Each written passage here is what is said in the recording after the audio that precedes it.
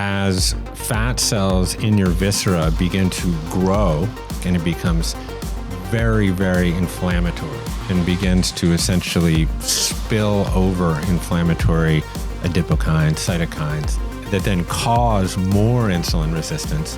So this is the vicious cycle. The insulin resistance causes the development of visceral fat.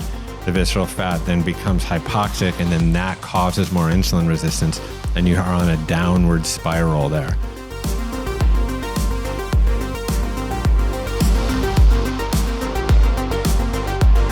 So here we are. We thought it would be interesting to have a conversation about metabolism and food and health generally, especially around weight and your personal journey. And I see my job here as keeping you speaking in layperson's terms, because you can get real technical, and my brain doesn't work that way. So I'm just going to check you on your mansplaining. If you fall asleep, I'll know. If my head hits the mic, you'll know you got to backtrack. And I'd like to start, if you don't mind, with me giving my perspective on you, because I've seen you naked or semi-clad every day for the last 35 years, and sorry. Yeah, that's a real honor, and it's been honestly fascinating to watch this evolution that you've been going through for the last 2 years, and kind of mind-blowing as your partner to see what has happened to your body and your health. And my own view on physiology has been totally upended watching your journey. And what I understood to be written in our genes has really been upended, and that's been really cool and kind of startling. So we met when you were 17 and I was 18, and you were pretty fit at that time. You'd been a tennis player and you were playing some basketball, but even when you were fairly fit and yo-yoed between fit and sort of not so fit through your late teens and 20s, you were always a little soft.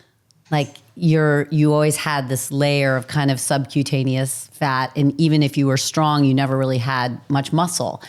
And our narrative and my understanding about your body was that you were just genetically a little less fit than me.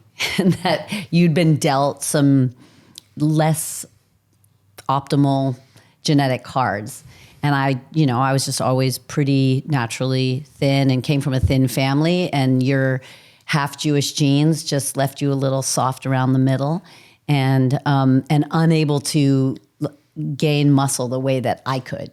And we would sort of joke that we basically ate the same amount of food, and I was 5'5" and 115 pounds, and you were 6 feet and 180 pounds, and that was just what it was, because that was written in our genes. And we believed that, both of us believed that for 30 something years, and then right in front of my eyes, I've watched you be an N of 1 experiment, and like totally blow my mind. And I would say, just from my perspective, the thing that's been most incredible about it it's really not the weight piece, because your weight has gone up and down, but it's really that your shape has changed just completely.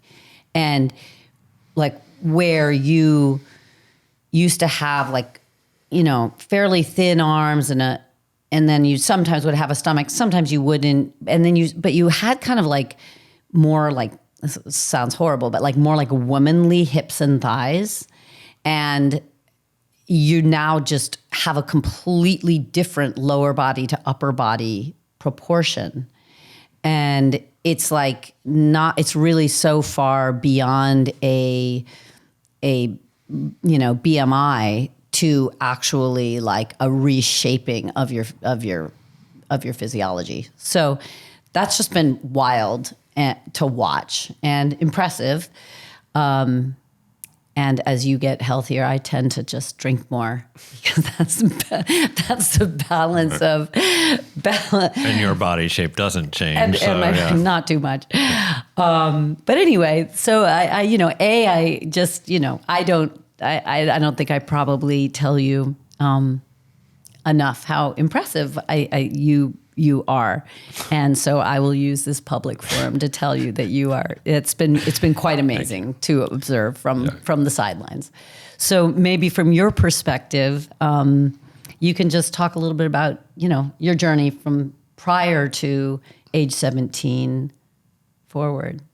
Yes. Well, thank you. And the purpose of this interview is not to adulate my ego, though consider it adulated enough. Obviously you see the superficial presentations of the work that I've done, and that's nice to be recognized. But really the way that I present in my body is really a reflection of healthy processes that are going on inside of my body. And we can discuss probably at some length what those are, but maybe I'll just kind of start with some of the more kind of psychosocial dimensions of weight, particularly in connection with my own kind of personal experience, because, I grew up as a very, very chubby kid, and that experience really kind of punctuated my entire childhood. I was also moving around internationally every 6 months to every year. So I was being thrust into new environments in a new language as a chubby kid. And what do kids want more than anything? They want belonging, or what I considered at that juncture probably more akin to fitting in. And, when you're chubby, no matter where you are in the world, that is very difficult. And kids are cruel. And I was the target of a lot of that cruelty. And Gabor, I remember he said this when he was in Topanga last time, is that humans, but particularly kids, will always sacrifice their authenticity for belonging. And that really hit somewhere deep in me, because what I realized is that to compensate for my chubbiness, I became a people pleaser. And this is just so common among so many people. I think anyone who's listening to this that has any kind of body dysmorphia or obsession. Anything that sets them apart, makes them feel other.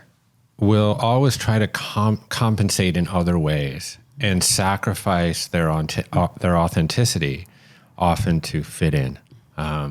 And that was a signature of much of my life, was being a people pleaser, trying to kind of anchoring my own self-esteem through the eyes of others.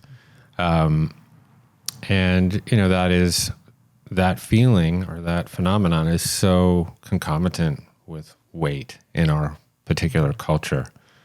So, as you said, I had these yo-yo experiences with weight, and then, really as I kind of entered my late 40s, I was struck with some of the same kind of like very common, almost like boring, prosaic symptoms that are so prevalent. The brain fog, the chronic fatigue, the inability to focus, insomnia, the irritability, and then some of the more kind of bespoke presentations of metabolic syndrome, essentially being overweight, but also having insulin resistance. I started to develop these little tags, like brown tags under my arms. I remember. Another presentation that's common among people is like little brown bumps on the back of their necks or on their necks. It's often a representation of insulin resistance, which is really kind of at the core of kind of metabolic dysfunction. And, I was getting sick a lot. I had a very compromised immune system, probably what I would call like an overreactive immune system. And, this was really as COVID reared its ugly head, and I contracted it 3 times, but the first time, pretty severely. And I really had to take a closer and deeper look at my own health, not just from how I appeared physically, but also like what was really upstream that was causing these symptoms. And then also a lot of weight fluctuation. And then, that classic dad body presentation where, you start to develop additional adiposity around your midsection and quote unquote love handles and things like that. Nice things like man boobs. And and not necessarily A cups. And I think, this is really a key point to underscore, because there's really a lot of reasons to be concerned about weight, and then there's very specific reasons not to be concerned about it. So weight, when stored as excess fat, is important, is concerning for health. Weight as some futile attempt to chase unattainable visions of Instagram perfection, that is also a pathology. Body dysmorphia is so related to all sorts of mental disorders, and that's a whole separate episode. But I think that that's very important to delineate, is that we need to be able to have very open, non-careful conversations about weight, excess adiposity, and health in a way that doesn't shame people, and in a way that's very, very separate and also clearly distinguished between weight management as a kind of, in chase of some beauty standard. Mm-hmm. So, while also being able to talk about the health implications of excess weight and not feel scared that you can't say something that's going to be looked at as quote unquote fat shaming, which isn't constructive either.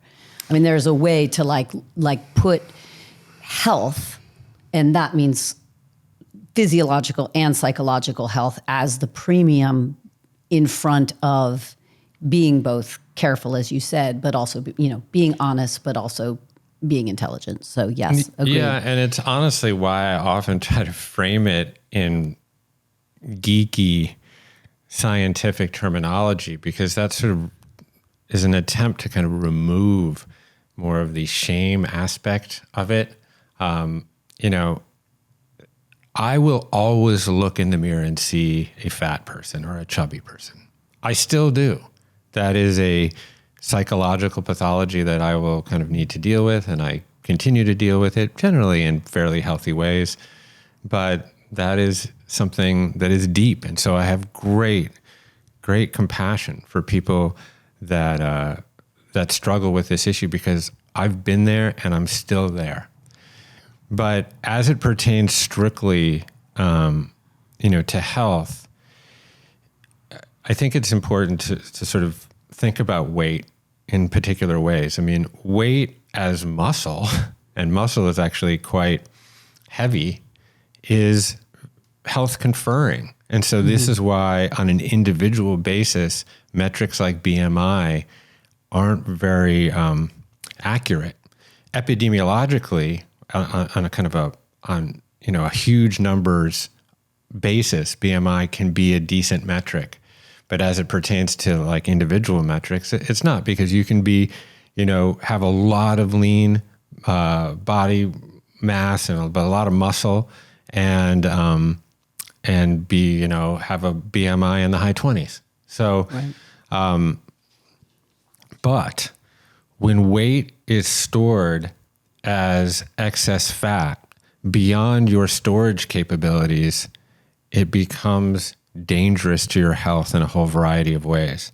So everyone, as I understand it, has certain fat storage capacities.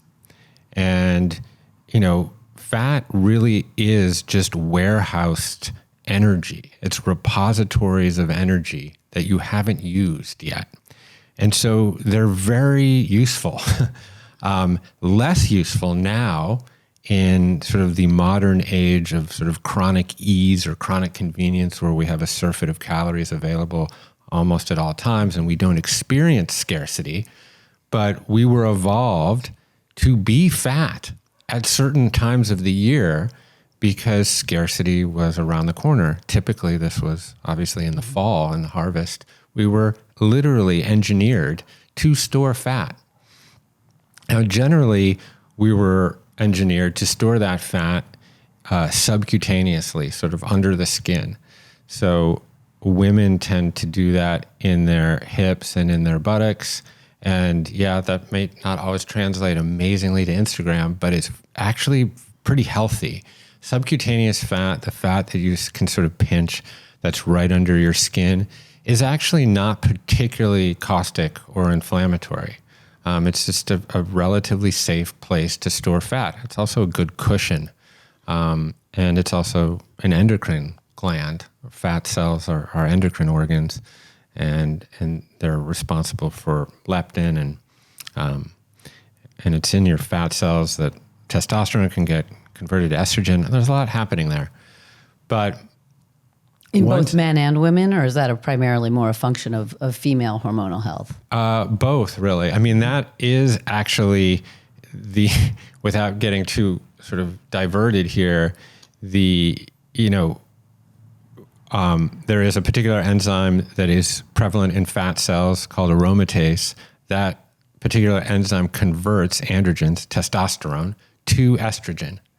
So men that have like big tummies generally have very low testosterone because in those fat cells, the testosterone is being converted to estrogen. That's also why you have man boobs, because it's a secondary sexual characteristic of high levels of estrogen. And let me just, let me just get clear again. And so is this happening in subcutaneous fat or visceral fat or both? Yeah, I'm not sure. I think it's more, certainly visceral fat is the more toxic, dangerous fat. So, we used to go. So get into that a little bit more, just from a terminological perspective, like visceral fat being the internal. Visceral fat that develops around your organs, kind of in your abdomen, in and around your abdomen. So around your liver and your guts, and your adrenals and your kidneys, et cetera. And can you have visceral fat but not have subcutaneous fat? Yes, to some degree. I mean, if you remember when we used to go visit my grandparents in southern Florida. Right, and that there big would barrel be this stomach. big barreled hard stomach. Right. That's actually the most dangerous presenting kind of fat. Right. Because what that is indicating is that there is a lot of weight stored as fat, but it's not here on the outside. It's all there on the inside. Right. So when you have that kind of big drum of a big belly, that's mostly visceral fat. Yeah. Wow. Generally, the apple shape, versus the pear shape. That's really kind of the sort of layperson's way to think about it. And if somebody, sorry to keep asking, but if somebody has quite a bit of subcutaneous fat, is there any way to know or assume that they have visceral fat? Like, how would one know that one has? I mean, I get the visceral fat piece, that taut kind of drum-like big belly, but if you have like a fair amount of subcutaneous fat, how would you know whether you have a fair amount of the more dangerous visceral fat? Because, I mean, and this is like gets into the gray areas of like my knowledge base, but subcutaneous fat, generally you have a certain amount of it that you can fill up with triglyceride, stored fat, and then you start to essentially accumulate, that starts to spill over into visceral fat. Everyone has a certain sort of threshold for storage. And then you begin to store fat viscerally and ectopically. That's the other sort of internal fat that's on or in the organ itself. So like liver fat might be called ectopic fat. I think ectopic just means like in the wrong place, because you can have an ectopic pregnancy, I believe. Right. I think that's just what it means, in the wrong place. And it certainly is in the wrong place when it's in your liver or your pancreas. That's what fatty liver disease is? Yeah, non-alcoholic fatty liver disease generally points to ectopic fat on the liver. And that is a very, very common condition now. That's not sclerosis due to alcohol. Although alcohol can certainly play a part in, because it's highly caloric, and we'll talk about that, it can certainly play a role in the development of visceral and ectopic fat as well. But we're not talking about alcoholic, sclerosis derived or liver disease. So, okay, wait, and then we can move on from this exactly, but I actually want to parse through one more thing. Why do some people develop visceral fat only and don't seem to have any subcutaneous fat? Is that genetic? Or is that what they're... To some degree, I think there is some genetic component to it. Again, that's pushes like a little bit into the gray areas of like, do people have a fixed amount of subcutaneous fat that they can store into? I've heard certain arguments in support of that. It's like once you essentially meet the threshold of your fat storage capabilities, that's when you begin to store visceral fat and ectopic fat, and then that spills into muscle. Then muscle actually gets marbled like a steak, and your muscles become insulin resistant. But sometimes you see people who have like skinny arms and legs and literally almost no subcutaneous fat. And then that bit so those people just really don't have any subcutaneous fat stores to fill up. So when they gain weight, it just goes right into their viscera. Yeah. And that's actually often the most dangerous cases. I think there's a name for that called TOFI, thin on the outside, fat on the inside. I think that's a Robert Lustig moniker. And that can be very dangerous because you can appear to be quote unquote healthy, but you're clearly not, because once visceral fat starts to accumulate, and I mentioned one of the impacts of that is that it can spill into muscle and can make muscle insulin resistant. So when that happens, muscle develops an energy problem. It cannot uptake glucose out of the bloodstream into its muscle, into its fibers, technically mitochondria, for energy production. So, that can lead to atrophy. You can also have, probably like cardiomyopathy, which, is that same condition, but as it relates to the heart. But also as fat cells in your viscera begin to grow, kind of through hypertrophy, there's two ways that cells grow. One is called hyperplasia. That's the number of cells. But then the other way is the size of the cell. And once the size of the cell grows, a fat cell, it can become hypoxic and it becomes very, very inflammatory and begins to essentially spill over inflammatory adipokines, cytokines that then cause more insulin resistance. So this is the vicious cycle. The insulin resistance causes the development of visceral fat. The visceral fat then becomes hypoxic, and then that causes more insulin resistance, and you are on a downward spiral there. So there's also, because of insulin resistance, there's all these different other pathologies associated with that. Obviously, type 2 diabetes being kind of the elephant in the room, and that leads to all sorts of problems, neuropathy and retinopathy and all this kind of things. But then also cancer, because... I think you need to backtrack for me. just a little bit and talk about what insulin resistance is, just in case, there's not baseline understanding of. Sure. So insulin is a hormone. A hormone is a chemical messenger. It is produced by beta cells in the pancreas, a particular organ that produces a number of hormones, in this case, insulin. The primary role of insulin is to usher carbohydrates, or glucose specifically, to cells for the production of energy at the mitochondrial level.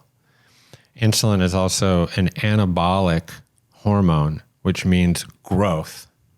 It promotes growth in different cells. In fact, different organs and different cells react to insulin slightly differently, but you can think of insulin generally as an anabolic hormone versus a catabolic hormone.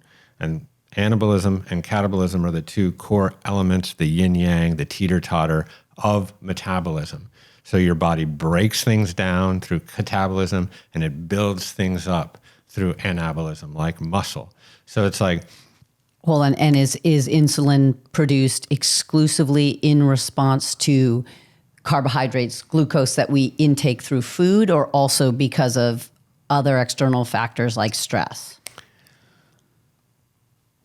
So it is certainly connected to stress, but through the same mechanism. So stress, if you have like a endocrine response to stress, so something stressful happens in your life, your HPA axis, which is a primary endocrine axis in your body, then releases like glucocorticoids, cortisol, for example, from your adrenal glands. Mm-hmm. So your normal stress response would be to release cortisol. That is going to stimulate the liver to release glucose. Got it. And then insulin will follow. Okay. And that is a adaptive response as part of your sympathetic nervous system response. So if you were to encounter a stressful situation within nature, as we used to 10,000, 20,000 years ago, you would want exactly that response. You'd want stress, you'd want cortisol, you want glucose shooting out to your muscles because you need to run, you need to fight or flight, right? So that is a normal adaptive response. The problem is that we live within a time of chronic stress. So with many people, we have this HPA axis always stimulated. We have cortisol always being released. And then subsequently, then we have the release of glucose. And then, of course, in response to glucose, the pancreas is like, we need more insulin.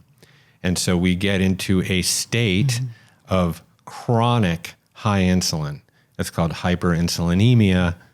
And that can be just really stress related, not even if you have like a fantastic low glycemic diet, but you're chronically stressed, you could have. Can I tell my story? Sure. So, Jeff's been wearing this continuous glucose monitor now for a year and a half, which has been probably the most transformational gadget that you've put on, and the continuous glucose monitor monitors your glucose levels and tells you when you're spiking, whether you're low, whether you're high. This is how you found out that you were pre-diabetic. Shocking to both of us. And so then I finally slapped one on last winter, and I figured I was probably fine, but maybe I was tofu.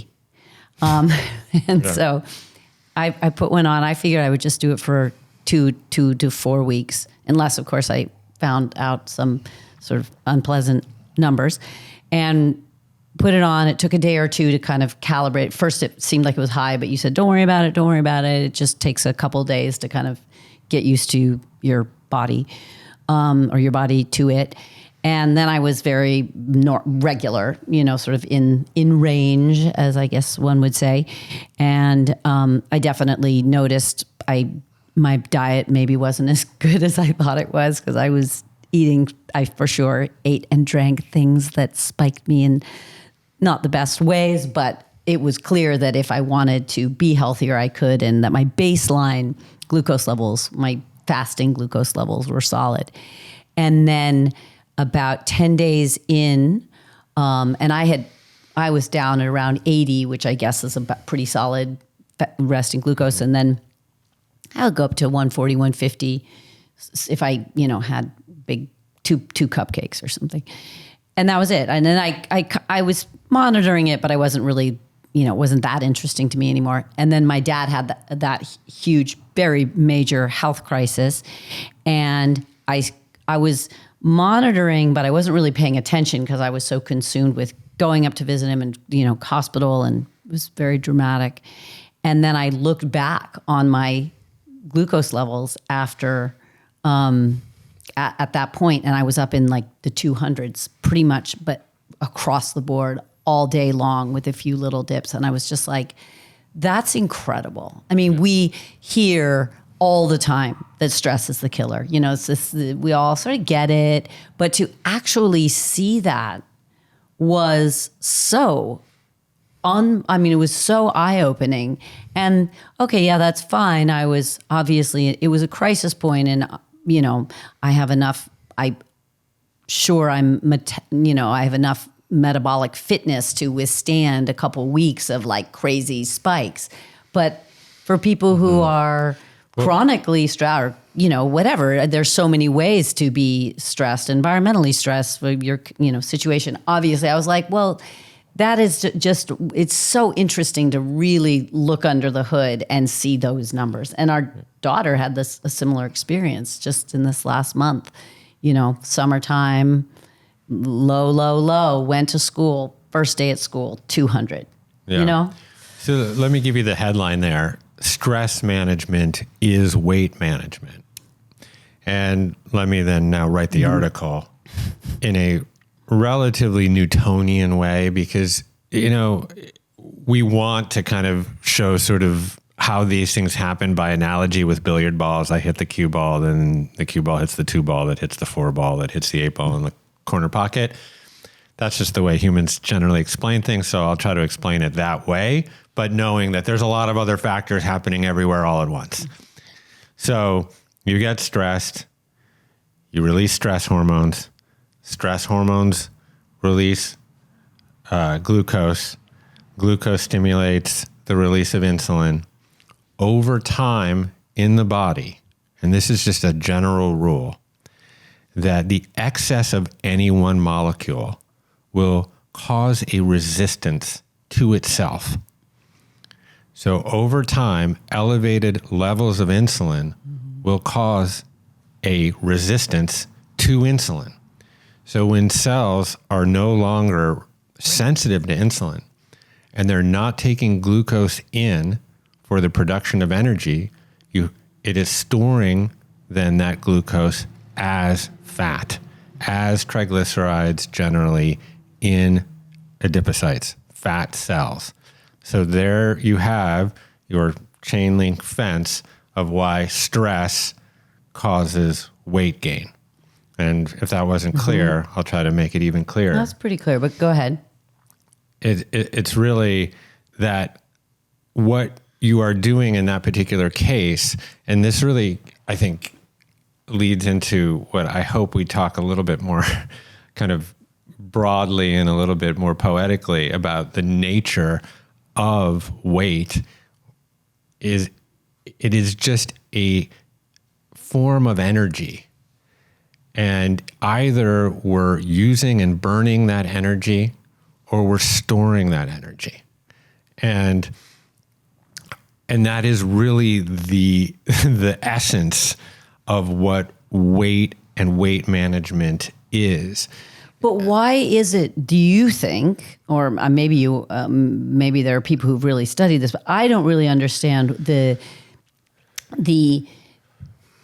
evolutionary logic to chronic stress leading to this cascade of metabolic events that lead to we weren't evolved. Insulinemia. We weren't evolved to be chronically stressed. We were evolved to have short bursts of acute stress that would trigger that very phenomenon, that very kind of billiard ball phenomenon that I just outlined. Because and then we would stress because it's a good thing when it's a great we're thing. stressed to like store a bunch of fat, because then when it's a good thing to have glucose being secreted from your liver when you need a burst of energy in your muscles to run from some odd-toed ungulate, or fight the tiger. So that is the primary reason. Then the secondary reason to store fat is because of impending scarcity. Mm-hmm.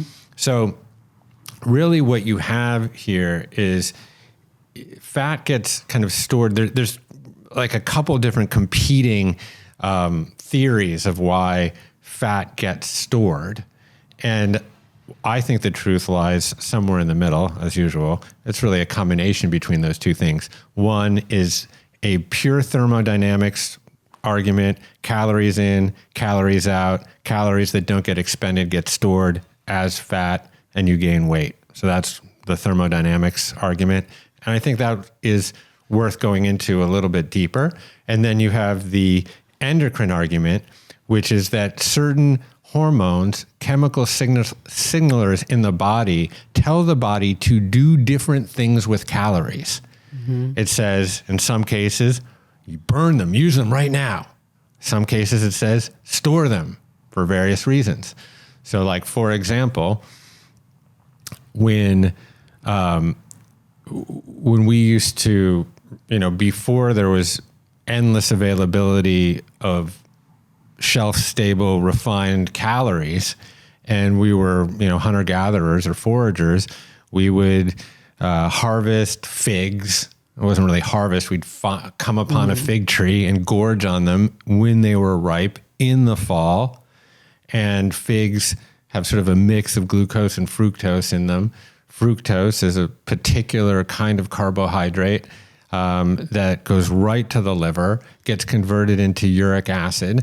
And we, about 15 million years ago, silenced the gene that creates the enzyme called uricase, which breaks down that uric acid into a waste product. Uric acid. So we lost that gene for a very adaptive reason, because the world was getting colder and fruits were less available across Europe and then down into northern Africa. So what did evolution do? It turned off that gene, which allowed then that uric acid to tell our cells to become insulin resistant on purpose to then store those calories as fat, because there was less availability of food and winter was a coming, and we needed to then access those repositories of fat for energy during these fallow periods. And are there other mammals that didn't turn that off because they can just eat figs all day and it doesn't convert to fat? Yeah, it's a good question. I don't know if there were other species that lost that particular gene. I'm sure there may have been, but I think most species probably still have uricase or produce uricase. So that is a particular kind of, adaptation there that was specifically related to an endocrine response, basically signals of the body telling the body what to do with calories. So I think, I'll answer other questions specifically related to that, but I do want to just sort of go back to calories energy. in, calories out, though, just because I think now it seems like that's considered old school, It's not. There's absolute some truth to it. And I want to just kind of back up there and talk about what energy is, how we get it, and then what a calorie is, because it's a very arcane notion. A calorie, which is literally a kilocalorie, is a metric that measures the energy required to raise 1 kilogram of water 1 degree centigrade. Right. And so, but in connection with human nutrition, what does that really mean? Okay. it is a measurement of energy. Where do we get the energy? Well, we're heterotrophs. Human beings are heterotrophs. We don't create our own fuel. We create energy at the cellular level, ATP, but we don't create our own fuel. Like a plant. Like a plant. We don't photosynthesize. Right. So a plant obviously leverages the electromagnetic radiation from the sun in combination with carbon dioxide and water to create, in its chloroplasts, like macronutrients, particularly carbohydrates, but also protein and fat. Those are the three primary macronutrients. You could argue that water is one too, but those are the three primary macronutrients. Plants are known as autotrophs because they generate then their own fuel. They use that fuel for their structure and for the creation of fruits. And then also a lot of those carbohydrates go into the roots and into the soil and nurture microorganisms and travel through mycelium networks and can even feed other trees somehow miraculously. Now, we then consume the autotrophs, or we consume other animals that consume the autotrophs. Mm-hmm. And then and that is how we avail ourselves of energy, of sort of fossilized sunlight, if you want to get somewhat poetic about it. So of those three macronutrients, carbohydrates contain 1 gram of carbohydrates contains 4 calories. 1 gram of protein contains 4 calories. 1 gram of fat contains 9 calories. And I'll just add that 1 gram of alcohol, because it's so prevalently consumed, contains 7 calories. And the reason why it's known often as empty calories, unless you drink it with like tomato juice and a celery stalk or something like that, is that it is consumed not in a matrix with any other food that might have some other beneficial attributes to it. It's got no phytochemicals or vitamins or minerals or other attributes to it. It's a carcinogen. Now you're making me want to day drink. And it prohibits the oxidation of fat in the liver and all these other kinds of things. So you can have it for recreation, but know that you're not really getting any other virtuous attributes from it. But you consume those macronutrients, and then they are absorbed at different paces within the small intestine into your bloodstream. And the pacing is just because of the makeup of like how a fat is designed versus a carbohydrate. They just break down differently. Yes. We don't have to get into that, but I'm just assuming that's what you mean. Also how much fiber is in your diet. So fiber is a kind of carbohydrate, but soluble fiber, insoluble fiber just passes right through and adds kind of breadth to your stool, bulk to your stool. Soluble fiber creates sort of a gel-like lattice structure in your small intestine, which then slows down the absorption of macronutrients into your bloodstream. That's why it's really important to eat fiber, because it really inhibits a lot of those carbohydrate or glucose spikes in your bloodstream. And why you're never supposed to drink on an empty stomach, for example. So that empty calorie isn't just like shooting through you like a arrow right into your bloodstream. But if you drink after you eat, then you've got fiber in there to like give it some like breaks on it. Is that the idea? Yeah, you know, a lot of alcohol is consumed with glucose, mixed drinks or beer or wine, etc.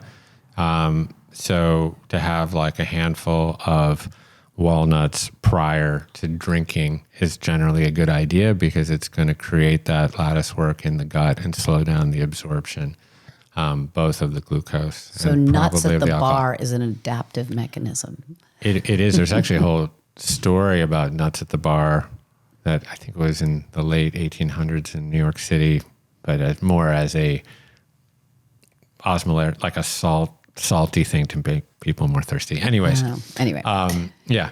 Okay. But so this is how we avail ourselves of calories. Now, the recommended daily intake of calories in the United States is 2,500 for men and 2,000 for women. That was revised. It used to be a little higher. Unfortunately, the average actual intake is closer to 3,600 calories per day.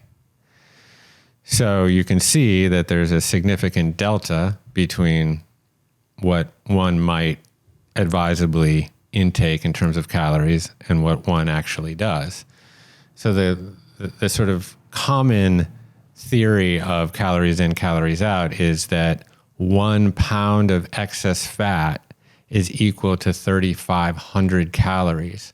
So if you essentially consume X amount of calories more than you use, and you get to 3,500, so if you have 500 more calories per day than you burn for a week, you would gain a pound. That's kind of like the old school calories in, calories out argument.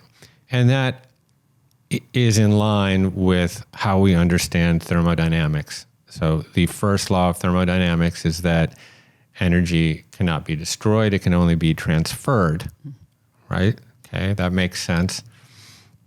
The second law of thermodynamics is that in that transferal process, some energy will be lost, generally in the form of heat.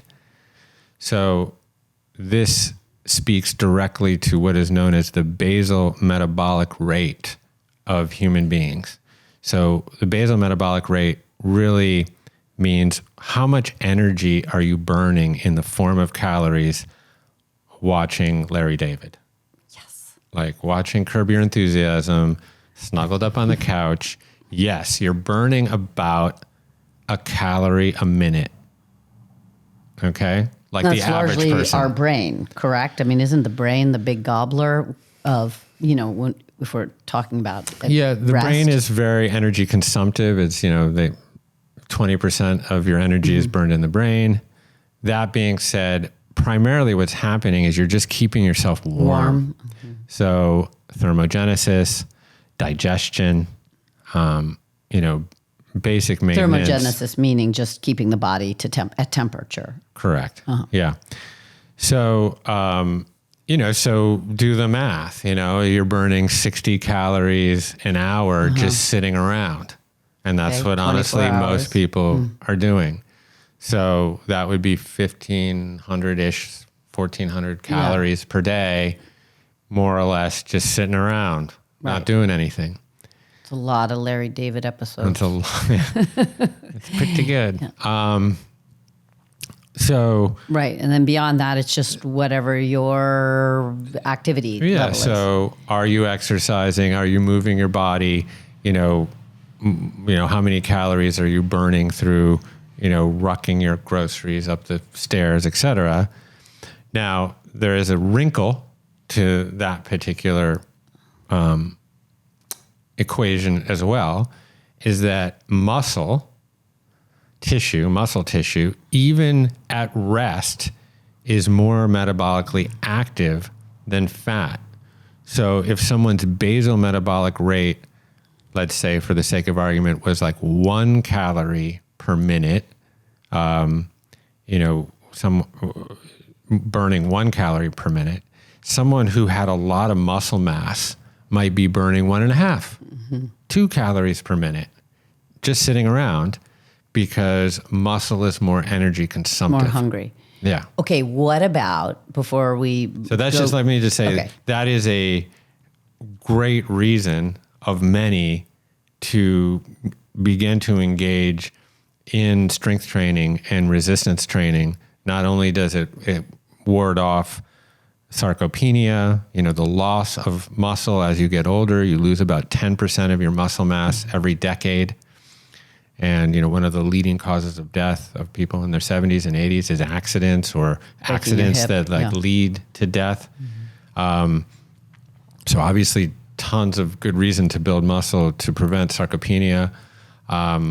But also it is an incredible metabolic regulator.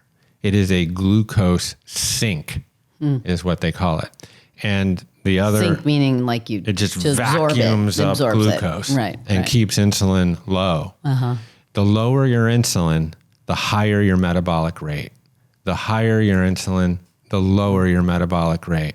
Insulin just wants to store fat, really, and keep your metabolic rate low. That's why people, type 1 diabetics, you look at them, they're razor thin often. Obviously, unless they're supplementing, which they do have to with insulin, that sort of is their weight management technique. But otherwise, their metabolic rate is so high. And obviously the flip side of that is like ketoacidosis, and then obviously your blood glucose levels become overwhelmed and so high. So you need to take the insulin to clear it out. But I was never super into resistance training ever. I was always into cardio training until, I learned about the impacts that muscle has beyond just looking good or being able to lift heavy rocks. It is a very, very potent metabolic regulator. Can you address the myth or truth of people who just have a better metabolism beyond this hacking it through greater muscle mass or the other fasting hacks, which you can also get into later. But are some people genetically born with a better metabolism or not? I'm not sure better is the word. Yes, there are genetic differences. And again, this gets into a little bit of the gray area of my knowledge base. But for example, there have been many arguments made for decades about the thrifty gene, for example.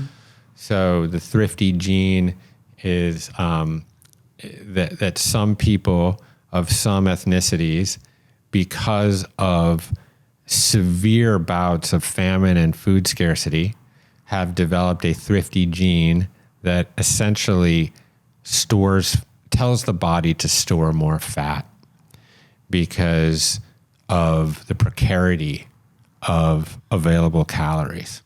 So there, are thought some Native American populations, for example, some Pacific Islander populations. I've heard it attributed to the Ukraine, for example, because there have been mass famines there.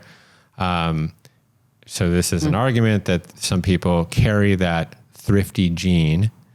And one can get tested to see whether you have the thrifty gene or not? Yeah, I actually did get my DNA tested, and there is some thrifty gene presentation. I don't really completely understand, it's got this gene that's got AB34569 4P23 whatever, that is, silenced or something.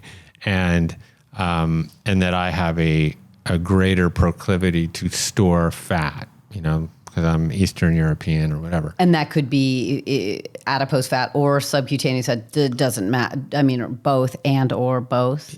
Yeah, I think it would. I don't think nature care. I mean, my sense is it's going to store in your subcutaneous fat first. That being said, the more recent studies show that there is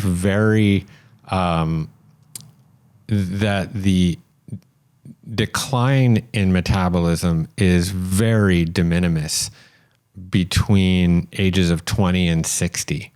So we have assumed forever that your metabolism just wanes over time, but the latest research shows that that's simply not true for the overwhelming majority of your life. And I remember reading that. I thought that was really good news. Yeah. Right. We have a higher metabolism through our teens, but starting in our early 20s, it's fairly constant. Is that right? Yeah. When corrected for weight, et cetera. So the headline there is that your metabolism remains steady from about 20 to 60. Right. But what degrades metabolic function is the accumulation of fat. And so, not everyone has the same metabolism, but everyone actually has the same metabolism behind the fat accumulation. And fat accumulation will create its own form of insulin resistance. So, which will degrade metabolic function and then put you on this downward spiral. So,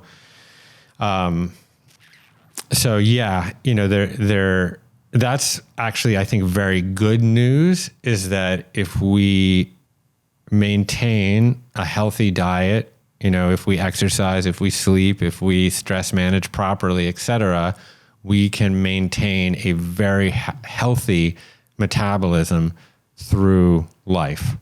Or through at least our 60s, and then it kind of goes down a little bit in your 70s and 80s. It wasn't even that dramatic. I remember it wasn't when dramatic. I read that, and there's things graph. you can do to mitigate that. That's why it's so important. I keep telling my dad, like, in your 70s and 80s, resistance training, just keep your musculature going. Obviously, great when you fall and you can grip something and grab and hold yourself up.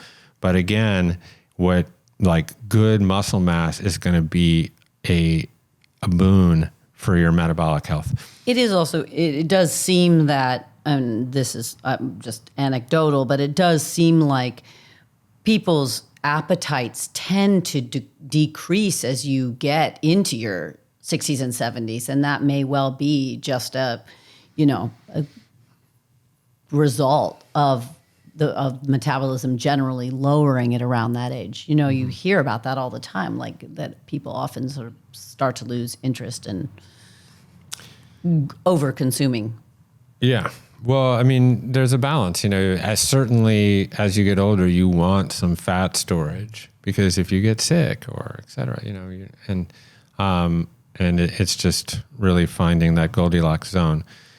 I think, we've presented sort of the thermodynamics, calories in, calories out, theories of weight management, and there's some truth to that, but it's not 100%, because there's this endocrine side too, which essentially certain hormones in your body tells the body to do different things with those calories. So they're both kind of true.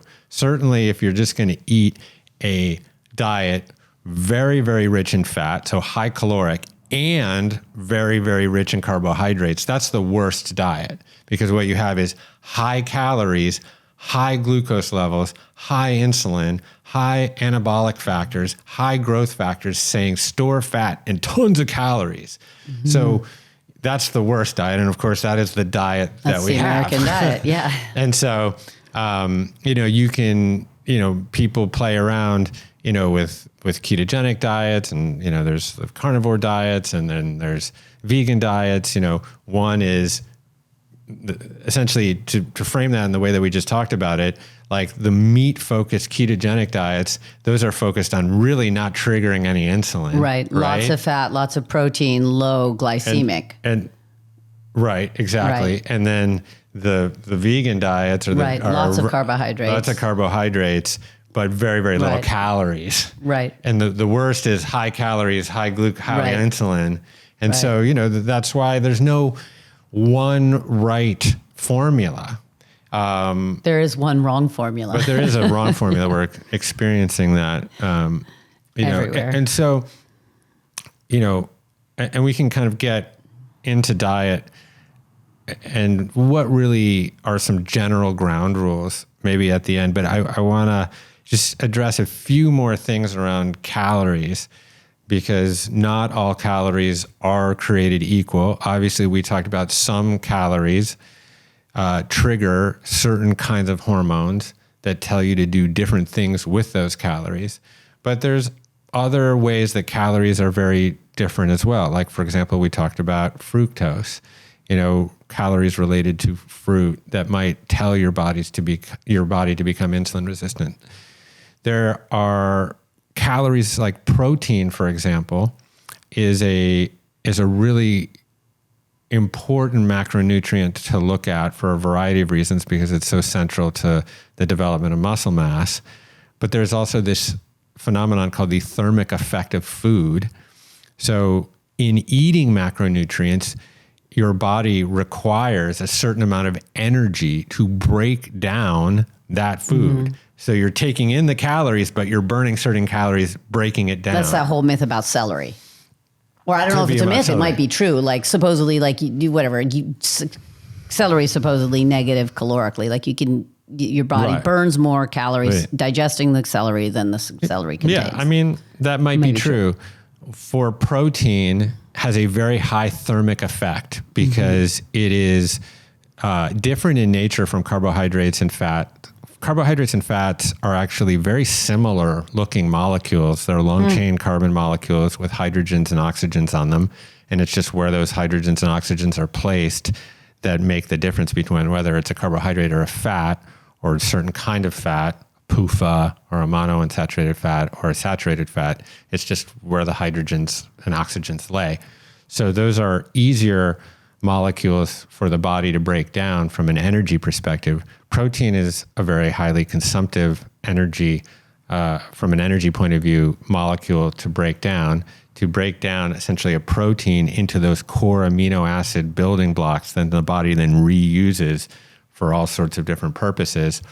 You can think of it as that it requires about 25% of the caloric intake to break down the protein. As opposed to what for a fat or a carb? I don't know. It's considerably 5 or 10 less. Or something? Yeah, considerably less. And so, you are burning, I guess, more energy by eating protein than by eating the other macronutrients. Additionally, fiber, which we talked about before, has a certain amount of calories. Like you might hold 100 calories of walnuts in your hand and eat them, but because of the fiber is indigestible, your body might only get 90 of those calories. 10 of those calories go to feed your microbiome, your bacteria. So yeah, again, not all calories are created equal. You might eat 100 calories of baked beans, and that's very different than 100 calories of jelly beans because one's going to have a lot more fiber in it. And then there's and protein. Yeah.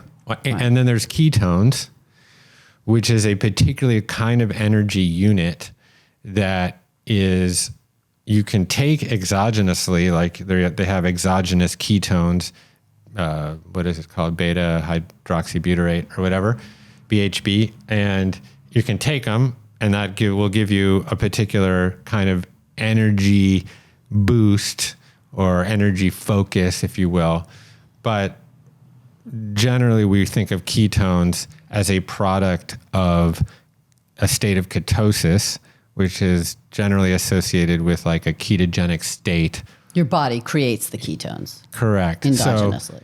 So and this is, points to fasting or some other kinds of techniques that one can, certain kinds of foods that one can eat that can induce a state of ketosis. So generally, when there's very, very little glucose available for fuel, for the creation of energy, your body then goes into a process known as lipolysis, generally triggered by insulin's counterpart from the pancreas. It's another peptide hormone called glucagon.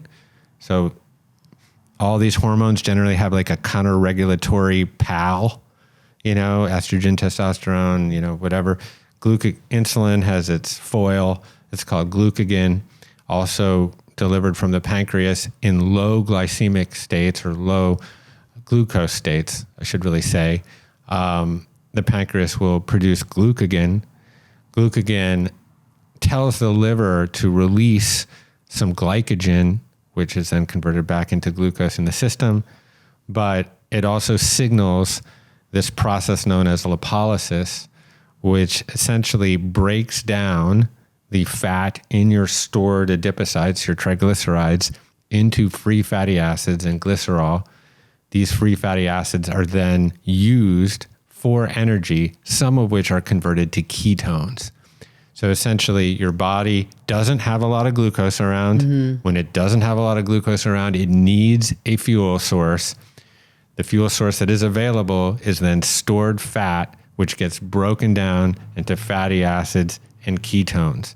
Ketones are a very wonderful energy source because they cross the blood-brain barrier and your brain loves them. Your heart loves them. And do we not produce those unless we are in, that is being in ketosis, as it were, is the only way that we produce ketones? And do we only produce ketones when we're low in sugar, low in glucose? And so if you were never in a fasted state and having to extract the ketones, would you just never produce them? Yeah. In fact, this is one of the great sort of biochemical ironies that exist, is that you cannot make ketones in the presence of high levels of insulin. So,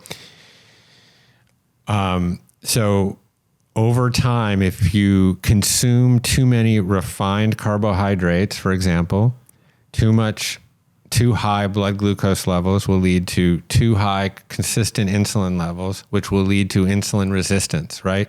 So then your cells stop being able to use glucose for energy production because they're insulin resistant, but it also cannot make or use ketones because the levels of insulin are so high. So there's all this glucose around that can't be used, but you also can't make ketones. And this is becoming one of the prevalent theories behind Alzheimer's and dementia, because what they're finding, when I say they, I mean like research scientists like Benjamin Bickman, when they're autopsying hippocampal tissue, what they're finding is that there is insulin resistance in those hippocampal cells. That's this locus for memory and for learning and for threat perception, et cetera.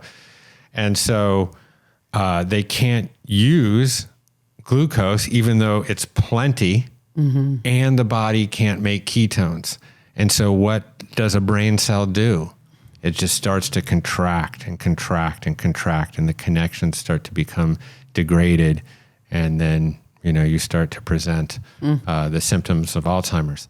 So that's why Alzheimer's is often called now type 3 diabetes, for that exact reason. The last thing I'll say about ketones is that it is peculiar and unique insofar that you can exhale ketones as calories. So if you're producing significant amount of ketones, you can literally waste the calories by exhaling, which is why a lot. What do you mean waste them? Like literally, like burn them? They're gone in a bad way. Well, which is one of the reasons you want to breathe through your nose. Do you want to preserve those ketones? You want to exhale them. Whether you want to or not, you can. You essentially burn calories just by exhaling when you're producing a lot of ketones. That's why people that are in ketosis, or a lot of people that have ketogenic diets, tend to have sort of acidy, weird breath, because they're literally wasting the ketone calories by exhaling. You can also urinate them out. So it is actually, to the degree that you want to expend energy and you want that energy deficit or whatever for weight management purposes or what have you, ketones play a very odd and unique role in that way. And that just goes to underscore like how all calories are not created equal, just one more way there. So in terms of like some of the protocols that I specifically adopted on kind of my journey and how it relates to a lot of the things that we've been talking about, one of the key protocols was a 16/8 intermittent fasting protocol. Now, there are a lot of like philosophical reasons to fast and to, sort of suffer, but also just stop craving so much. To really, I guess how I would frame it is to be able to delineate between biological needs and psychological desires. Yeah, manage consumption artfully and to choose. Yeah, and then if you can not crave or succumb to your cravings for food, can you, not succumb to your cravings for your phone or alcohol or codependency or gambling or whatever else.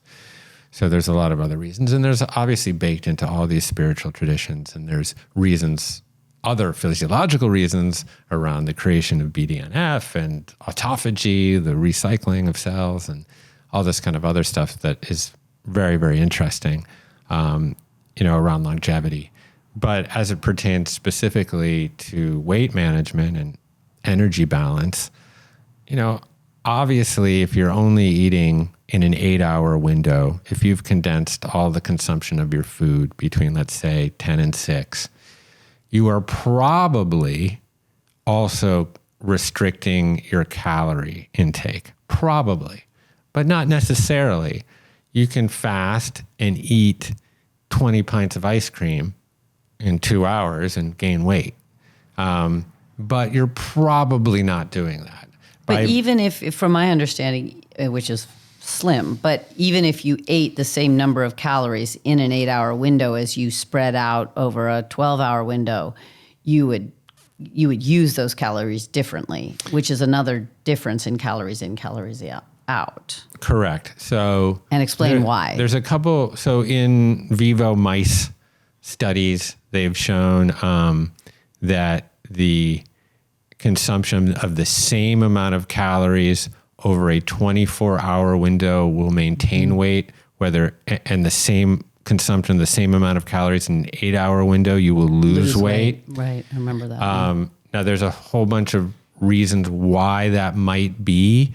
And of course, despite sharing the best laid plans, we are not mice. But if you kind of tease out some of the things that we just talked about, you might understand why like not eating for 16 hours is going to really help glucose management and insulin management. So you're less likely to store calories as fat. You're more likely to use them and burn them as energy and maintain your insulin sensitivity, if you're only eating within an 8-hour window instead of spreading out, all of your consumption across a 24-hour window. And of course, like this is set against the backdrop of a culture that like now eats pretty much all 24/7 almost. So there is that time constriction component that seems to be powerful.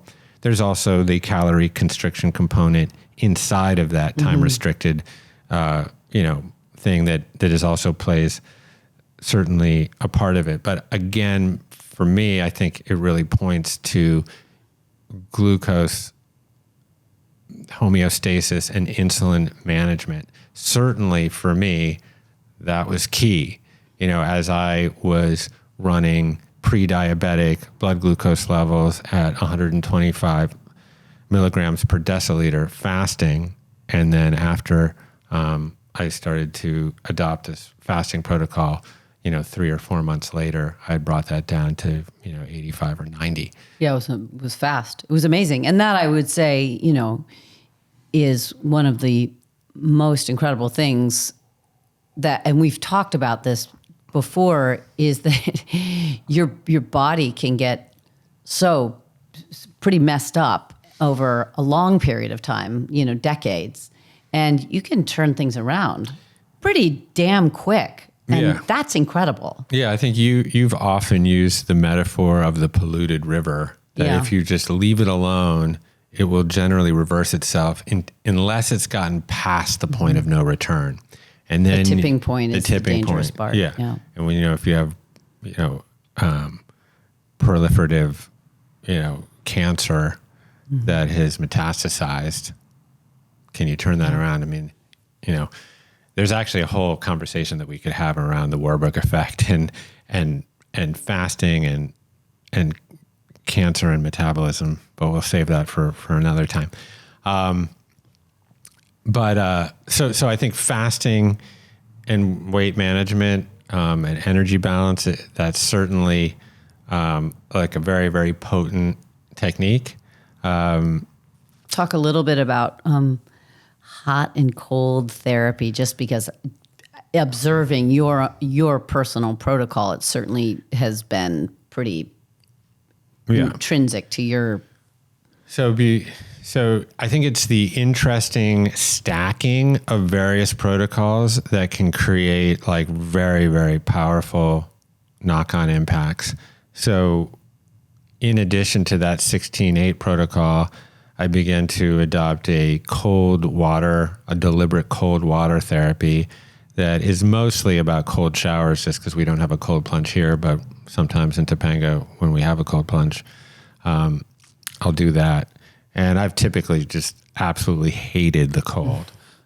Even more than me. Yeah, well, way more. And, but again, this is why I think it's important to have these conversations, even though they get a little bit geeky and scientific at times. But if you understand the underlying miraculous mechanisms of your organism, if you understand some of these concepts, it is so much easier to adopt the protocols because you actually understand what's going on, and you can start to experiment and tweak without just being paralyzed and just say, I don't know, just tell me what to do. Mm-hmm. I get it. People just they don't have the time to break all this stuff apart necessarily. They just want to be told what to do. Fine. But when you understand some basic concepts around metabolism, you will understand why cold water therapy might be so effective right before you break your fast. All right, so give it to me. Okay, so you fasted for 15 hours and 50 minutes. Before you take that first bite of food, what's going on in your body? At this point, you have very low blood glucose, right? So you get into the cold shower. Brr. Your core body temperature plummets from 98.6. It goes down a few degrees. Your internal thermostat sits right up here. Says, oh my God, we've got to get you back up into the Goldilocks zone around 98.6. How are we going to do that? We need to make heat. Process of thermogenesis. How do we make heat? Well, heat is energy. Where do we make energy? We need fuel to make the energy. There's no sugar. There's no glucose around. What do we use? Fat. Yummy, yummy fat. We oxidize fat. We break down triglycerides into free fatty acids, just like I said, and we use that fat in this process called thermogenesis to reheat our bodies. And that is happening highly effectively in this one form of tissue known as brown fat. So like brown fat is like the good, happy fat. It's brown because it has a high concentration of mitochondria in it. Mitochondria are brown, I think, because there's an enzyme in there that requires iron in there. Yeah. And these are very metabolically active cells that are largely responsible for thermogenesis. And they will actually beige your mean caustic white fat. They will make your white fat brown. And so if you get yourself cold regularly, that's what turns your white fat brown or beige. Yeah, it's one of the techniques that will do that. And so, right, so just think about it. You're fasted, low blood glucose, you get cold, your body needs to make you warm, you need a fuel source, there's no glucose, you burn fat. That's another way that the calories in, calories out is broken apart, because, I mean, we're all talking calories out, but it's a way that calories out is configured totally differently than, running for 50 minutes on the treadmill. Yeah. So that protocol right there of fasting and before I break my fast, take a cold shower, that was a massive accelerator for weight loss and the oxidation of fat for me. It was huge. And just metabolic, like function, I think even more important, because I mean, I like coming back to where we started. I think the more interesting and amazing piece of your health journey is not so much that you physically look more fit, which is great, and I like to have you on my arm more now, but you really are so much healthier, and that's a whole system thing, and that's where what you've done now is so different than like when you turned 40, you stopped drinking and you stopped eating bread and you lost a bunch of weight. But it was just a weight thing. It wasn't a metabolic health thing. And that is the game changer. And what I had no understanding really of how metabolic health is related, but so different than weight management. Yeah. Well, it's an upstream from all the major killers, all the major chronic diseases, diabetes, cancer, heart disease, stroke, Alzheimer's. Upstream from all of those diseases is metabolic health or metabolic dysfunction. The last, I think, little piece here relates to muscle development, muscle management in relation with weight management and calorie restriction. And this is like once you sort of really get it all together and want to fine tune all the pieces. So I went from a peak of 204 pounds to 142 pounds. That was my lightest. Skinny.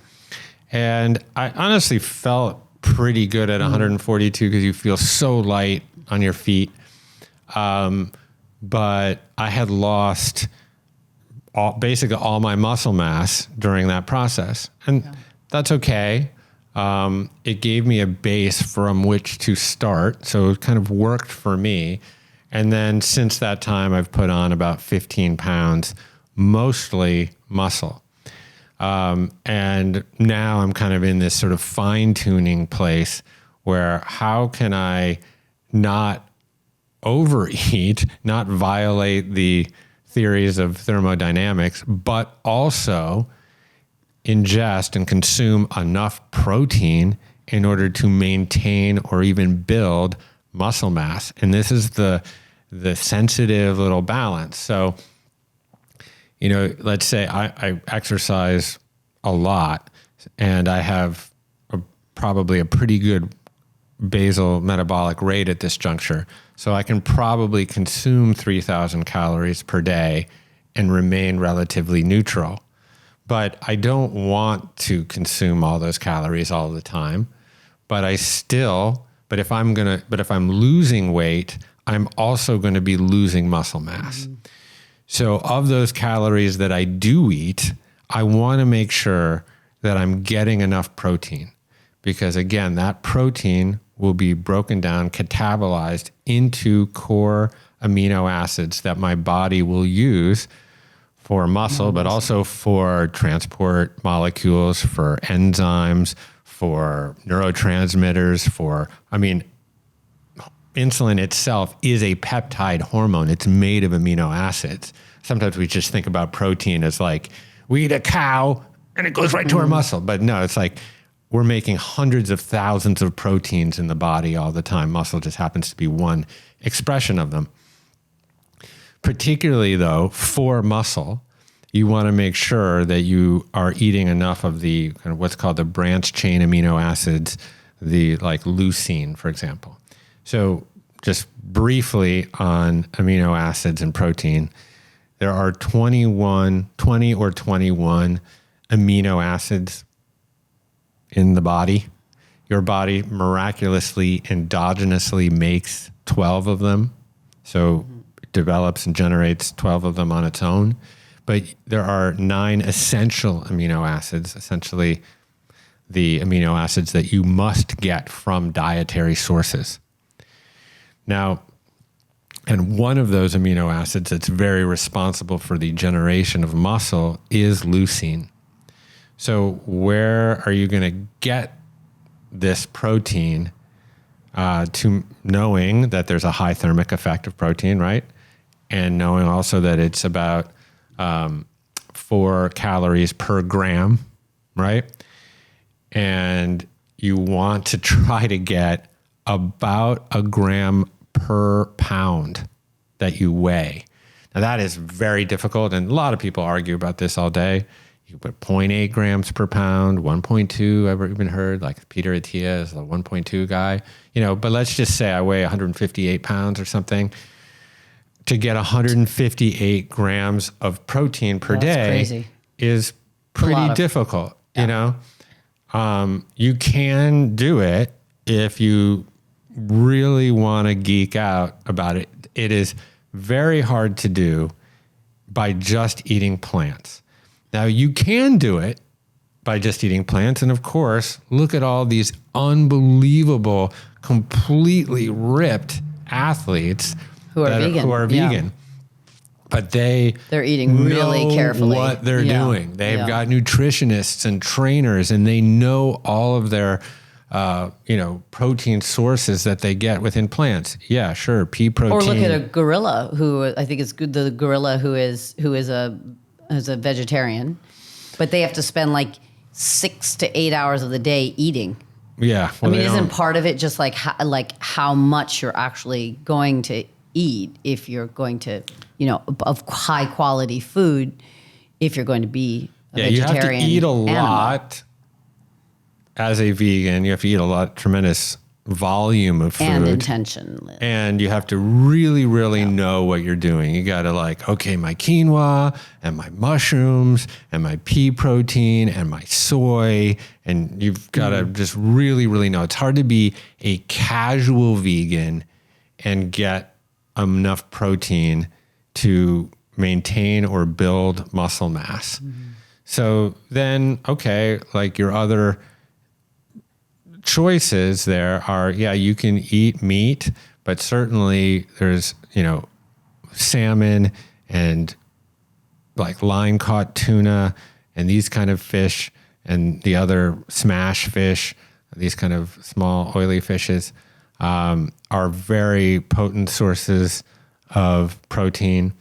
If you want to get into whey, which is curds and whey, so it's comes from the curdling of milk and the creation of cheese, and then the dehydration of that through that process. The removal of lactose. So the removal of lactose.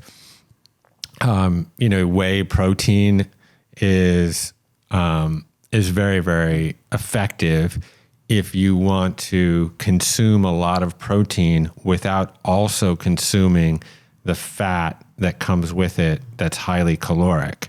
So this is like once you start to get really fine-tuned in this process, in this journey, you start to look at those kinds of things of how can I keep calorie intake at a certain level while maximizing my protein intake.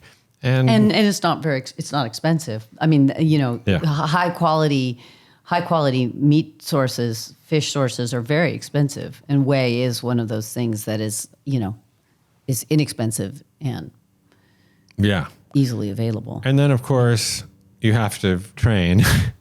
So, you can get all of your requisite protein, but then, you've got to train. You've got to get to the gym or ruck or squat or do your pull-ups or do your push-ups, etc. And so, that's when you start to really optimize around this kind of balancing act between weight management and muscle management. I think that's where you go. And then, of course, there's all the drug interventions. Let's just get really, let's just dial away from your experience, which has been intensive, and you're a citizen scientist who's really gone into this intellectually as well as experientially.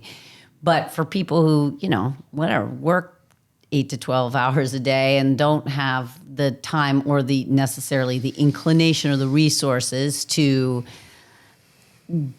really geek out on this, give the top line of what are the, it's annoying, but what are the 5 things that are pretty easy to do that you can start tomorrow? Yeah. You know, I mean, it's important for it to not feel like you have to become a health hacker in order to avail yourself of these, you know, really like dynamic health changes. So give it to me. A whole foods, high fiber diet that has a low glycemic load. Okay? So whole foods, high fiber, low glycemic load. That's one thing. Sleep is That's the also other. known as when you go to the grocery store, shop around the outside, right? It's kind of Sure. Yeah. a fairly good one. Yeah. Don't go in the middle aisles. So that is from a dietary perspective. Sleep. So everyone knows at this juncture, not everyone, but most people know a lot of the sleep protocols, but sleep is absolutely key to insulin sensitivity and energy levels in general. So sleep, we didn't talk about that much. I would say a time restricted or calorie restricted focus. So some kind of fasting protocol. Even if it's 12, or I mean, you know, just so that you're not eating into the midnight hours. Correct. Try to take your last bite of food 3 hours before you go to sleep and give your body an opportunity to repair and restore. We can't always be in growth mode. We need to also repair and restore. So even if it's 12-12, that's a great place to start. And it's really not that hard. You might not like trigger high level autophagy or whatever, but you will, you'll give your body a chance to recover, and you won't be in a constant state of hyperinsulinemia or high insulin levels.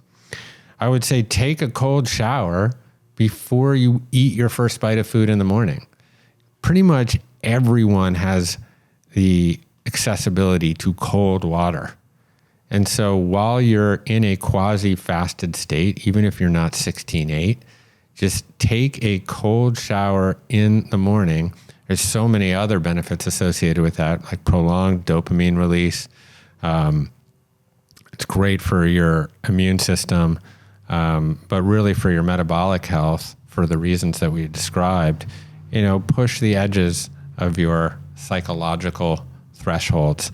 Let me add to that, because I think it's really important for people who are like, where that sounds like just an awful idea. I can't remember who said this, but it was really helpful for me, because the thought of taking a cold shower first thing in the morning just sounds so bad. But the only way I can do it is to start warm and then dial the temperature down.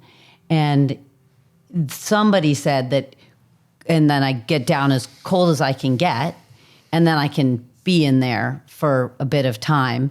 But if I just start going in cold, I can't do it. And then if I do that for a few days, then I can start to get in cold. But it's like I have to coax myself to cold being not as awful. And then my nervous system is like, oh, taking a cold shower isn't as bad. But if I just am like, I'm going to just take a cold shower, I generally won't do it. But that's a kind of a way to sneak your way in. And somebody said that cold isn't, I mean, obviously most effective is like an ice bath that's down there at, you know, whatever, less a freezing level, but completely cold is subjective. Cold is subjective. Yeah, cold is completely subjective. Some people can get benefits from cold therapy at 60 degrees, you know, and that's not that cold. What's cold is what feels cold to you. And obviously you need to be safe about all of these protocols, but, you know, start with what pushes the edge of your comfort, and then go down and down as you can. Usually, like, you know, you want 4 to 5 sessions per week with a cumulative total of about 12 to 15 minutes of total cold therapy. So, you know, that means like 2 minutes in the morning, more or less, every day or every other day or something like that. You don't have to be completely neurotic about it, but that's really where you're going to see the real benefits. And there's obviously a psychological benefit to this as well. I mean, that's why Navy SEALs train in cold water, et cetera. It does feel really good after. Well, it also, it has, as I mentioned, it stimulates a dopamine response up to 48 hours after the session. Wow.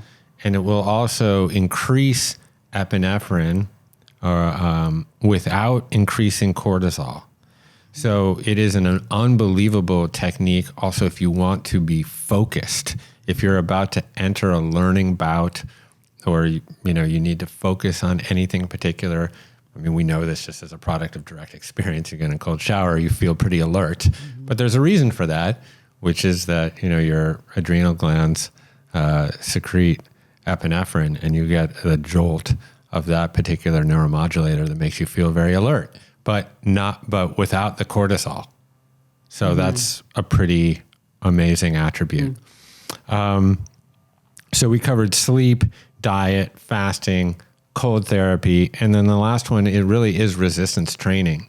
You need to work your muscles. In fact, what I would suggest is if you have the option between aerobic training or muscle training, opt for muscle training.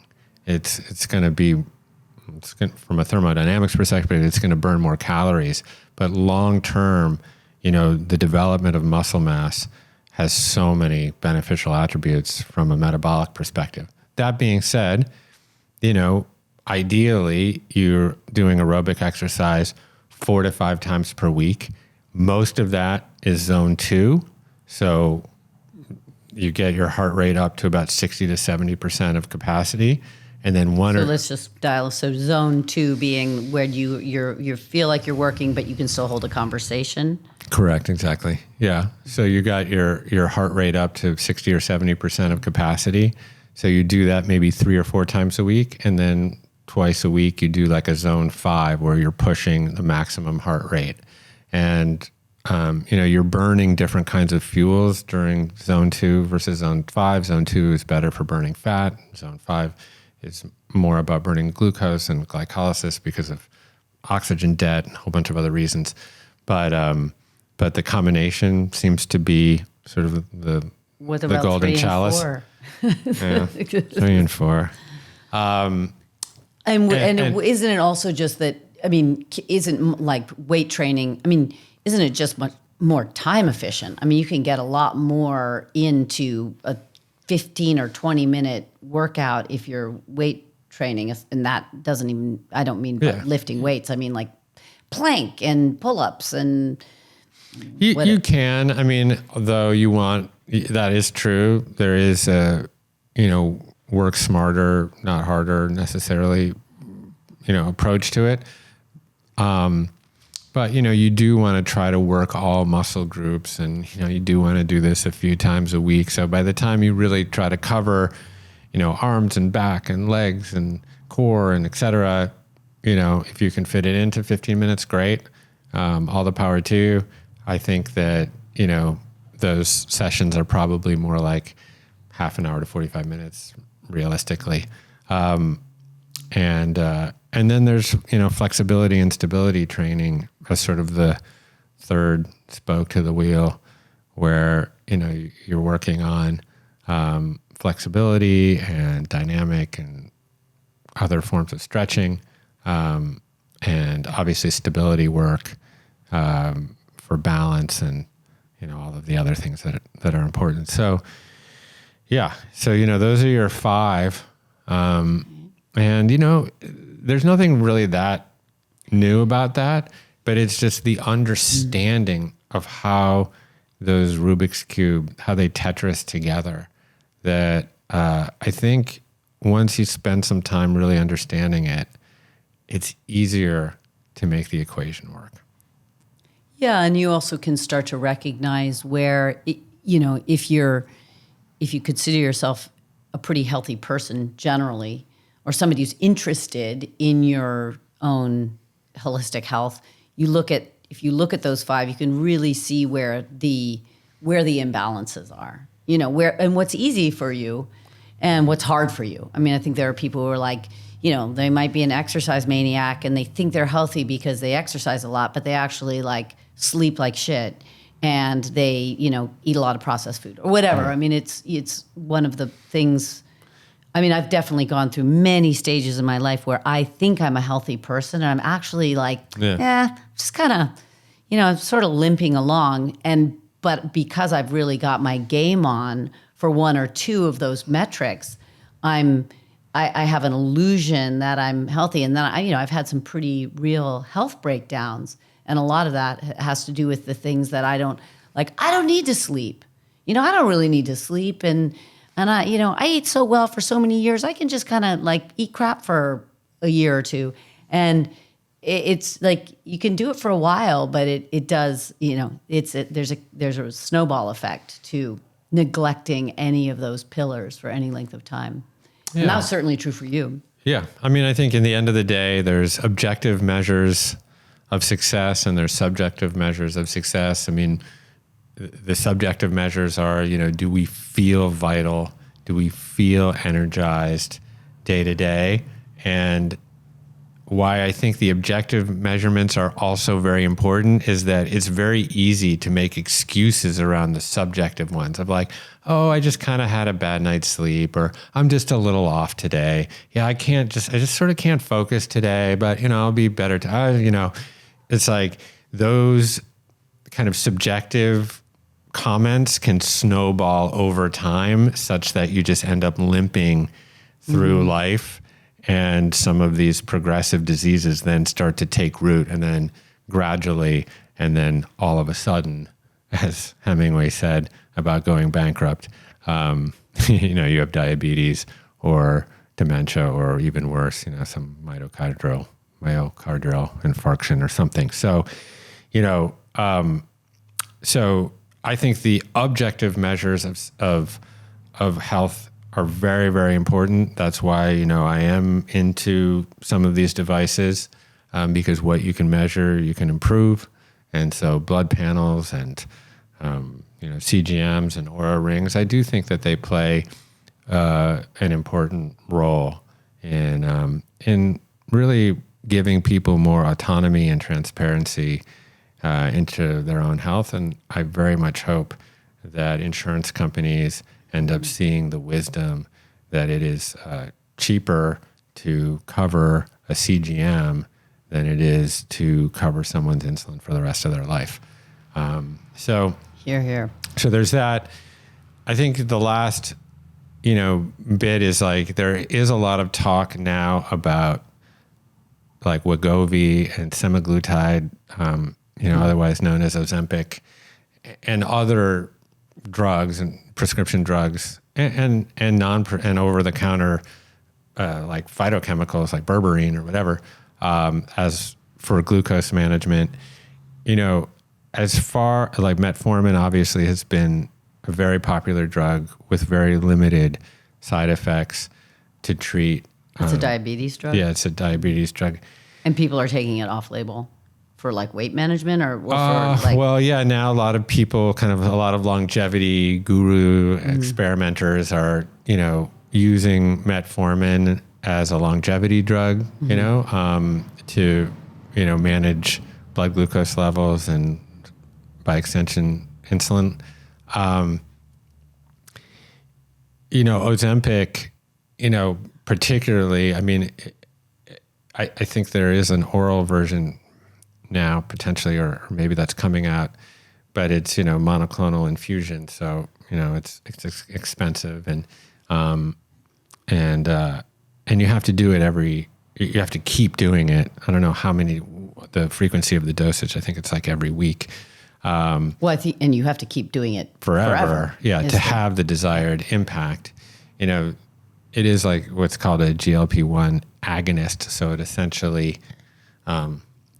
works by triggering or reacting with a particular kind of receptor on your cells that essentially mimic. It's a nutrient sensing receptor. So it essentially mimics the fact that you've eaten food even if you haven't. So it's an appetite suppressant, essentially, It's sort of a or a satiety mimicker. Yeah, it certainly creates a feeling of satiety through a couple different mechanisms.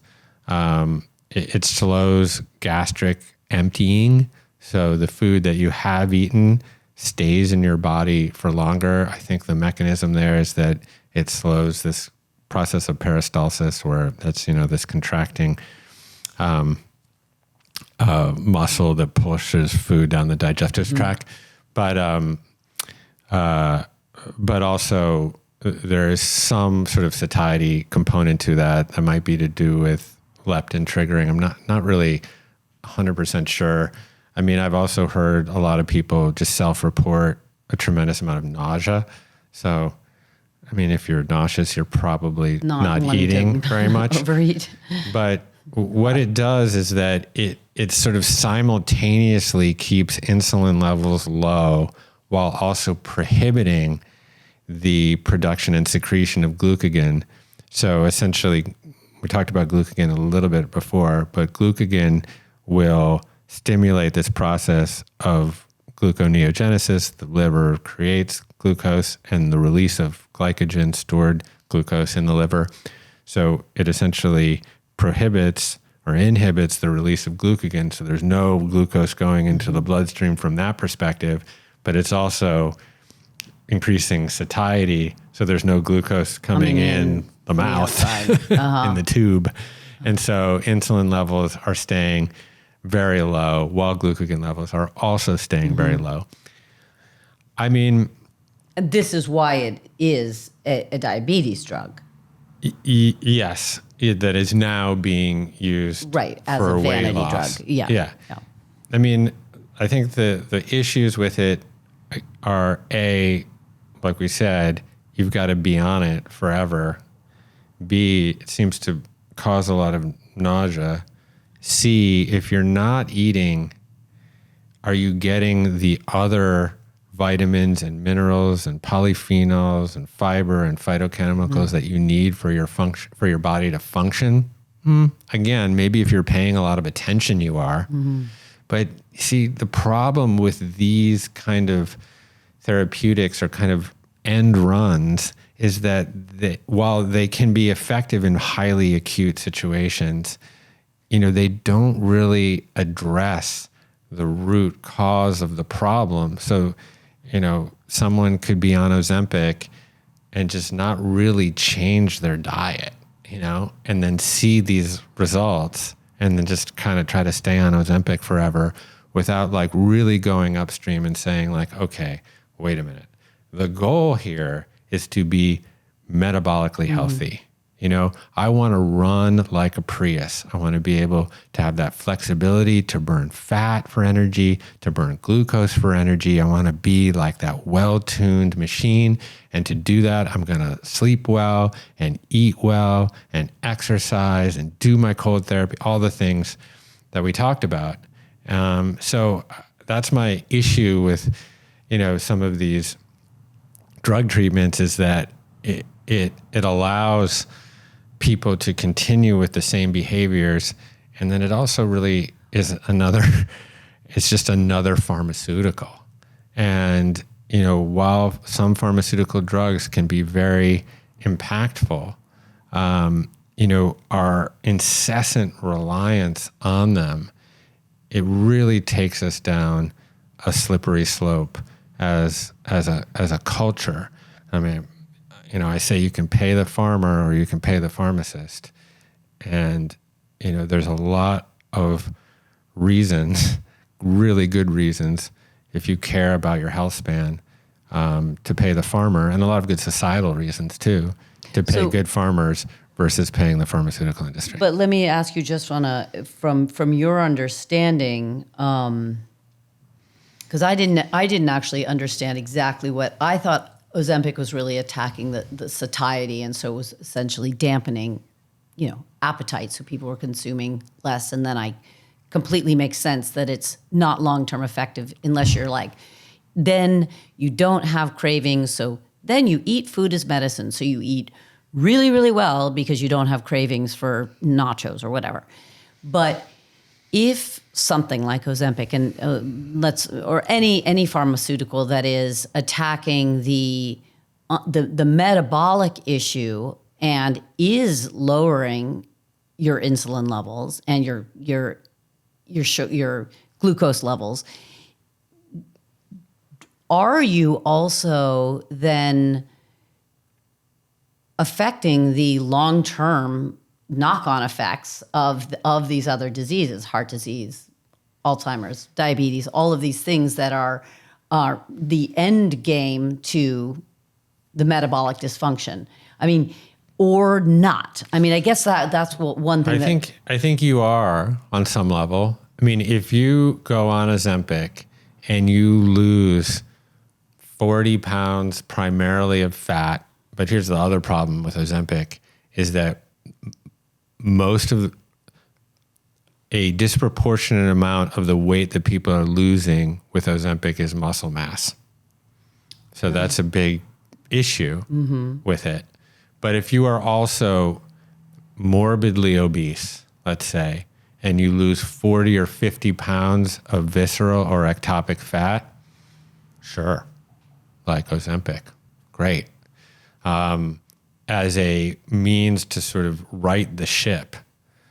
But again, like long term, are you really then, once you've managed the acute situation, and taken that stress off of your heart and reduce the inflammatory adipokines coming from visceral fat, okay, that's great.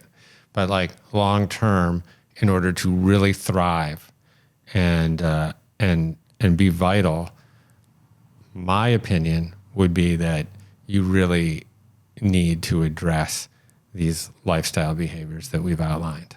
So again, what is modern medicine, conventional medicine so good at? Sort of treating acute traumatic symptoms. And if you have like a BMI of like 50, then that's acute, and Ozempic, I think, could be right. But if you're essentially like 10 or 15 pounds overweight and you have like, or even 25 or 40 or 50, milligrams per deciliter, whatever, like Ozempic, come on.